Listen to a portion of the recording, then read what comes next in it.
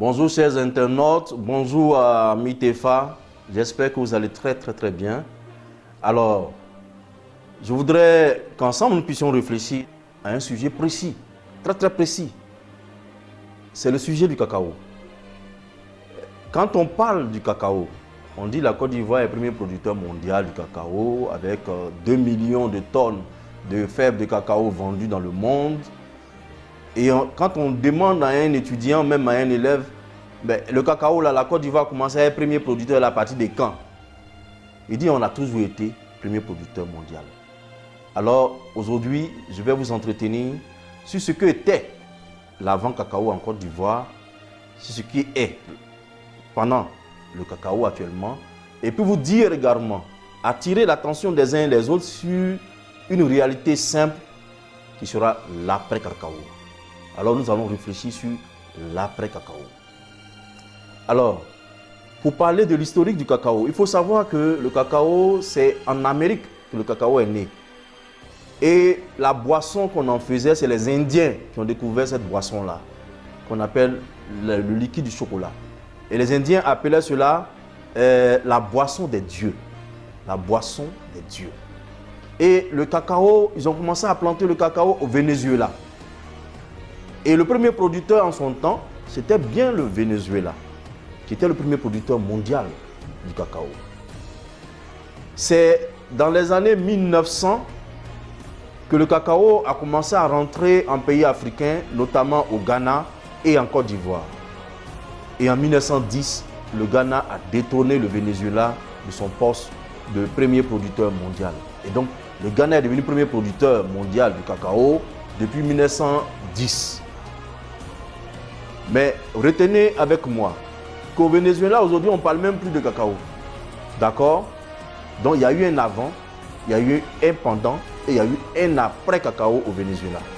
Ensuite, le Ghana, qui est premier producteur de cacao, a gardé ce poste jusqu'en 1968, où la Côte d'Ivoire, qui a reçu également le cacao en 1893, a commencé à développer, et grâce à la politique du président Félix Houphouët-Boigny, nous avons produit beaucoup plus de cacao et nous sommes devenus premier producteur mondial à partir de 1968. En 1978, on avait dépassé tous les autres pour être les champions en matière de cacao. Voilà. Donc, avant ces dates que je viens d'énumérer, la Côte d'Ivoire ne parlait pas de cacao. Donc, il y a eu un avant cacao Côte d'Ivoire. Sachez-le. Il y avait le café, c'est vrai. Mais le cacao également était là. Mais c'est le café que nous avons planté plus. Et Houphouët-Boigny est venu nous dire le cacao est une richesse. Voilà, le cacao est une richesse. Et le frère cadet d'Houphouët-Boigny, Augustin Paix à son âme, disait à son frère Félix Houphouët-Boigny, toi, va à l'école. Moi, aujourd'hui, l'or qui génère beaucoup de richesses s'appelle le cacao. Donc, grand frère, toi, va à l'école des Blancs, continue. Mais moi, je viens au champ, à Yamoussoukro, pour construire, pour bâtir des plantations. Et grâce à cette politique de plantation accélérée, de plantation paysanne, nous sommes devenus premier producteur mondial depuis 1968. 1978, nous avons détrôné tout. Aujourd'hui, le cacao continue de connaître les mêmes problèmes qu'il y a 50 ou 60 ans.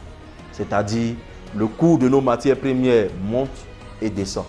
Vous pensez que c'est un problème actuel? Non. Rappelez-vous qu'en 1936, Houphouët-Boigny a écrit « On nous a trop volé ». Vous vous souvenez? Houphouët-Boigny, en tant qu'un anonymat, a écrit dans un pamphlet « On nous a trop volé ». Vous vous rappelez? Mais est-ce que ce vol a cessé? Non. Parce qu'aujourd'hui, on nous paie le cacao à 1000 francs, demain on descend à 500. Mais voilà, c'est l'acheteur qui fixe le prix du cacao. Ce problème a toujours existé. Et il faut arriver à résoudre ce problème parce que s'il y a eu un avant cacao en Côte d'Ivoire et que nous sommes dans un pendant, le temps du cacao, il y aura un après cacao.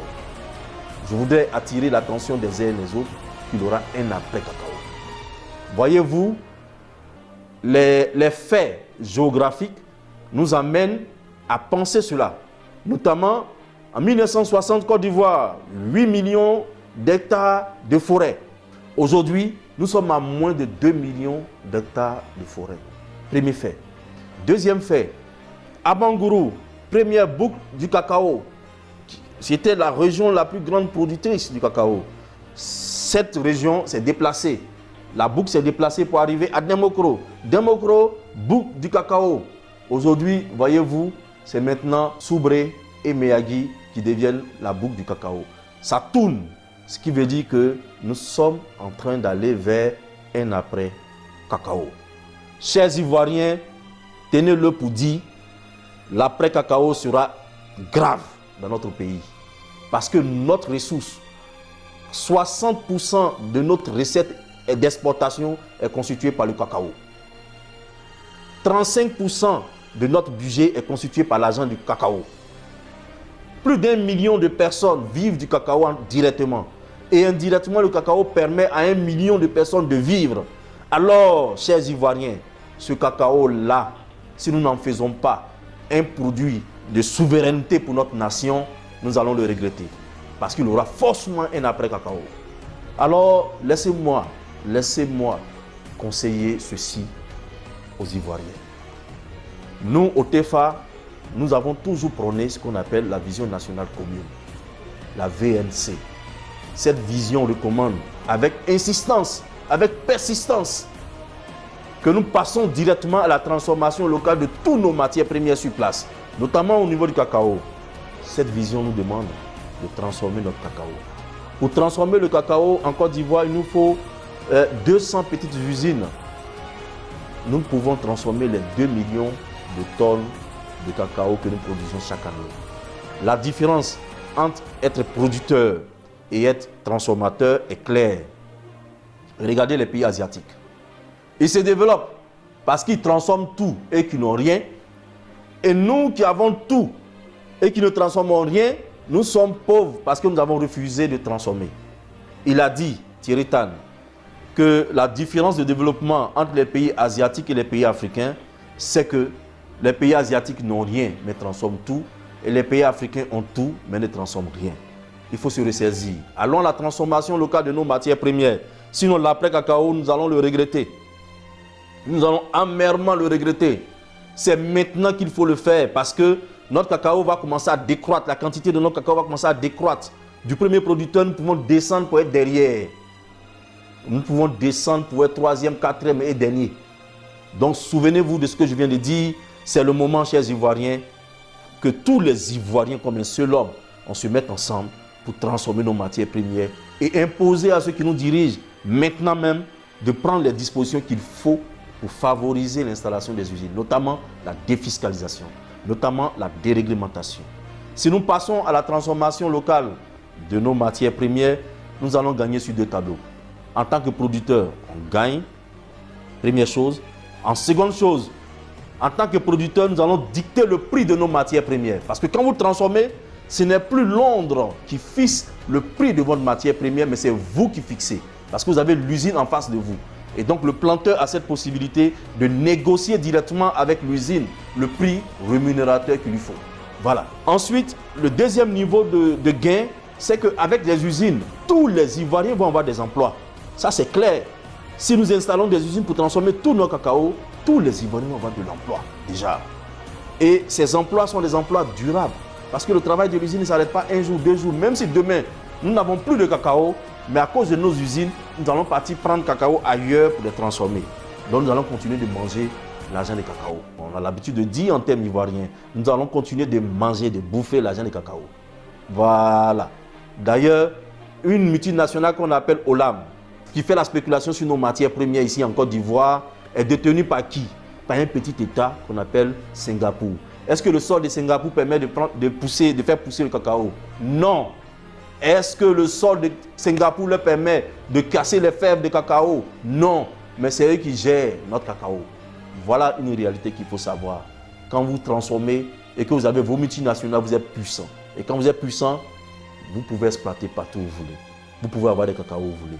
Alors, chers Ivoiriens, il ne faudrait pas que ce réveil de l'après-cacao soit brutal. C'est pour cela qu'en tant qu'éveilleur de conscience, je lance cet appel solennel en demandant aux Ivoiriens maintenant de prendre en compte cette réalité économique. Alors, l'après-cacao, il faut le préparer maintenant, en installant ici et maintenant des usines pour transformer et aussi pour valoriser nos planteurs. Quand on aura des usines, vous allez voir que les planteurs seront plus à l'aise à produire plus et mieux à entretenir leurs champs. Et vous verrez que cette richesse va profiter à tous les Ivoiriens. Voilà. Mais à l'état actuel, où l'État dit, nous allons payer le cacao à 1000 francs, les multinationales disent, on n'achète pas. Et puis c'est sûr pour eux là que ça marche. Pensez-vous que le planteur aura toujours le courage de continuer? Non. Alors, chers frères, il est urgent. Il aura un après cacao, comme il y a eu un avant cacao. Réveillons-nous. Réveillons-nous.